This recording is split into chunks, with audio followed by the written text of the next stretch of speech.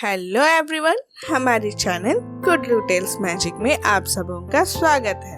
अगर आप हमारे चैनल में नए हो तो हमारे चैनल को सब्सक्राइब जरूर करें। तो आइए इस कहानी को शुरू करते हैं। मनोहर अपने 5 साल की बेटी के साथ घर का राशन खरीदने के लिए बाजार जाने के लिए बस स्टैंड पर आया। बाजार उसके घर से काफी दूर थी। फिर वह घर का राशन लेकर लौट ही रहा था, तब उसकी 5 साल की बेटी रिया को गोलगप्पे खाने की बड़ी इच्छा हुई। मनोहर ने गोलगप्पे वाले से पूछा, गोलगप्पे कैसे दिए भाई? 10 रुपए के 6 पीस, गोलगप्पे वाले ने कहा। मनोहर को मालूम नहीं था कि अब गोलगप्पे इतने महंगे हो गए हैं। उसके जमाने में तो गोलगप्पे 1 रुपए के 10 मिलते थे। जब मनोहर ने अपनी जेब में हाथ डाला तो उसके पास 20 ही रुपए बचे थे। बाकी घर का सामान खरीदने में खर्च हो गए। उसका घर बाजार से काफी दूर था, तो 15 रुपए तो बस किराए में ही लग जाएंगे।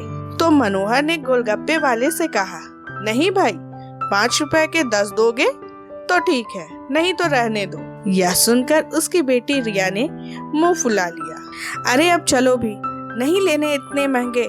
मनोहर ने थोड़ा गुस्सा दिखाते हुए कहा, अरे खा लेने दो ना साहब, अभी आपके घर में है तो ना ऐसे जिद कर रही है। कल को पराये घर चली जाएगी तो क्या पता ऐसा नसीब होगा कि नहीं, तब आप भी तरसोगे बिटिया की फरमाइश पूरी करने के लिए। गोलगप्पे वाले की बात थी तो कड़वी, लेकिन उसे सुन मनोहर को अपनी बड़ी बेटी की याद आ गई, सोनाली, जिसकी शादी 4 साल पहले एक खाते पीते अच्छे परिवार में की थी। लेकिन सोनाली के ससुराल वालों ने पहले साल से ही उसे छोटी छोटी बातों में ताना देना शुरू कर दिया था। 2-3 साल तक तो मैंने मुट्ठी भर भर के रुपए उनके मुंह में ठूसता रहा, लेकिन उनकी भूख कम नहीं हो रही थी। और एक दिन सीढ़ियों से गिरकर सोनाली की मौत की खबर ही मायके पहुंची। आज मनोहर अपनी बेटी के लिए बहुत तड़पता है कि काश वह फिर से लौट आए और वह चुन चुन कर उसकी सारी अधूरी इच्छाओं को पूरी करे। लेकिन मनोहर यह जानता था कि यह पॉसिबल नहीं है। दे दूं क्या साहब? गोलगप्पे वाले की आवाज सुनकर मनोहर अपनी बेटी की यादों से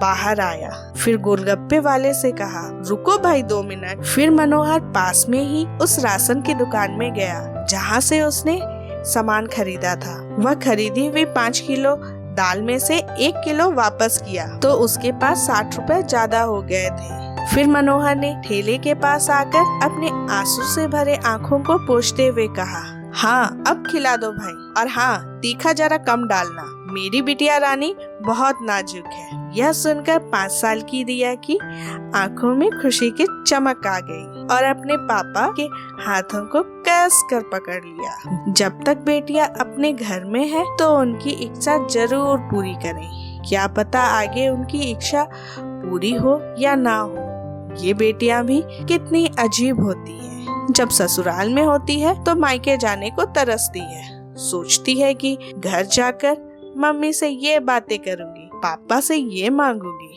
बहन से ये बात करूंगी, भाई को ऐसे सबक सिखाऊंगी, खूब मौज मस्ती करूंगी। लेकिन जब मायके आती है तो बिल्कुल शांत हो जाती है, कुछ भी नहीं कहती, बस माँ बाप और अपने परिवार से खुशी खुशी गले मिलती है और कुछ पल के लिए पति और ससुराल को भी भूल जाती है। क्योंकि चाहे ससुराल में कितनी भी प्यार मिले, लेकिन वहाँ से मायके आने के बाद जो प्यार मिलता है उसकी बात ही कुछ और है। माँ बाप के एक मुस्कान देखने को तरस जाती है बेटियाँ। चाहे ससुराल में कितना भी रोए, मायके में आंसू नहीं बहाती है ये बेटी, क्योंकि इनके सिर्फ एक ही आंसू मम्मी पापा भाई बहन सबको रुला देता है। तो हो सके तो अपनी बेटियों को बहुत प्यार दे, उनके आँखों में कभी आंसू ना आने दे, क्योंकि ये बेटियाँ भगवान की अनमोल देन है जो 2 परिवार को जोड़ती है और अपने प्यार और मुस्कान से उन्हें संवारती है। हम तो यही चाहते हैं कि दुनिया की सारी बेटियां खुश रहें, भले वह ससुराल में हो या मायके में। खुशकिस्मत है वे पिता जिनके पास बेटियां हैं, उन्हें भरपूर प्यार दें और यही प्यार और व्यवहार अपनी पत्नी के साथ भी करें, क्योंकि वो भी तो किसी की बेटी है जो अपने पिता को छोड़कर आपके साथ जीवन बिताने के लिए आई है। अगर आपकी भी प्यारी सी बेटी है तो कमेंट में जरूर बताएं। Thank you. और अगर यह कहानी आपको पसंद आए, लाइक, शेयर और सब्सक्राइब जरूर करें।